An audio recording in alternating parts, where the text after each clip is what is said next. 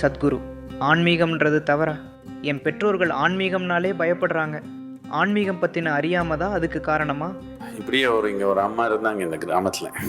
கருவாடு வியாபாரம் பண்ணிக்கிறாங்க டெய்லி. ஸோ அந்த கூடையில் இந்த கரு மீன் போட்டு டெய்லி மார்க்கெட்டுக்கு போய் சேல் பண்ணுறாங்க, வர்றாங்க. ஒரு நாள் இப்படியே போயிட்டாங்க. ஆறு கொஞ்சம் வெள்ளம் வந்துச்சு, வீட்டுக்கு வர முடியல. ஸோ அங்கேயே அவருக்கு தெரிஞ்சிருக்கிற ஒரு வீட்டுக்கு போனாங்க. அவர் வீட்டில் அவருக்கு மல்லிகைப்பூ வியாபாரம். வீடெல்லாம் பூவாக இருக்குதே, ஒரே வாசனை. இந்த அம்மா அங்கே போய் படுத்துக்கிறதுக்கு முயற்சி பண்ணாலே இந்த மல்லிகைப்பூ வாசனை தாங்க முடியல. ஒரே வாசனை அடிக்குது.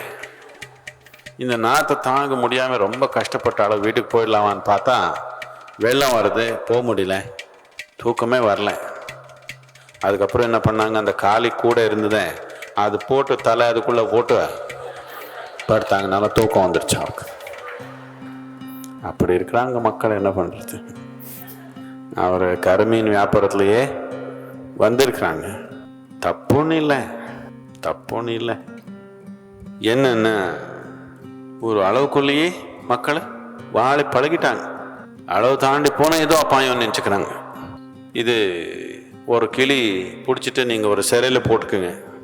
சிறை தானே சொல்கிறீங்க? அதுக்கு பூண்டு அதில் போட்டிங்கன்னா ஒரு வருஷம் 2 வருஷம் விட்டிங்கன்னா அதுக்கப்புறம் அது ஓப்பன் பண்ணாலும் போகாது, அது அங்கேயே இருக்கும். நான் உட்காந்த இடத்துல சாப்பிட்டு பழகிடுச்சு.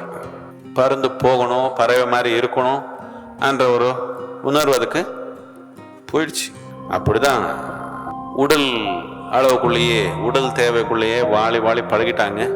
ஆத்மான்னா அவருக்கு பிடிக்காது, ஆன்மீகம் என்ன அவருக்கு ஆகாது. என்னத்துக்குன்னா இது பறக்கிறது இல்லை, என்னத்துக்கு சும்மா ஒரு இடத்துல உட்காந்துக்கலாமே அவர் சொல்கிறாங்க.